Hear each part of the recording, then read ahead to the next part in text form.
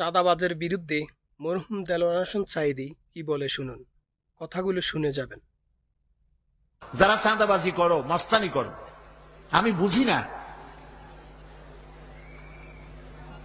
তারা কি জাতের লোক। গায়ের রক্তটা কিসের? মানুষের রক্ত না পশুর রক্ত? চাঁদাবাজি করতে যাও কি জন্যে? একটা মানুষ বহু টাকা বহু কষ্ট করে জমি জমা বিক্রি করে ব্যবসা করতেছে, সেখানে যাইয়া আমাদেরকে 2 লক্ষ টাকা দিতে হবে। চাঁদাবাজ এবং মাস্তান যারা চাঁদাবাজি করতে যাও, মানুষের কাছে খয়রাত চাও, ওই ভিক্ষা করে খাওয়া অনেক ভালো।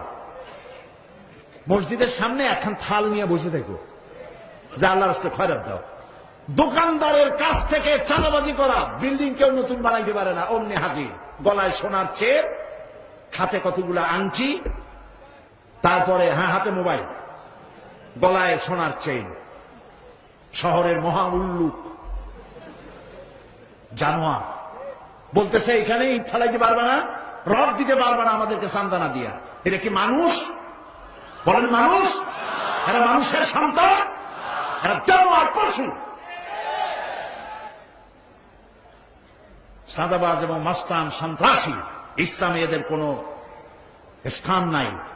এদেশে যদি কোরআনের রাজ কায়েম হয়, সন্ত্রাসীদের মাথা কামাইয়া ঘোল ঢেলে দেওয়া হবে, যাতে মাথা ঠান্ডা থাকে। এই জন্য মাথা ঠান্ডা করিয়া বসে থাকবে। আর সকলের চাকরি দেওয়া হবে, কাজ করো আর খাও, চাঁদাবাজি করো না।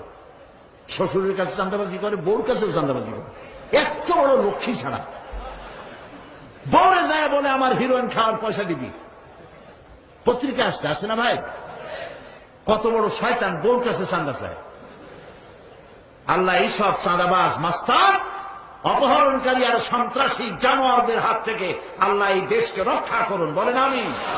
চিল্লায় বলেন আমিন।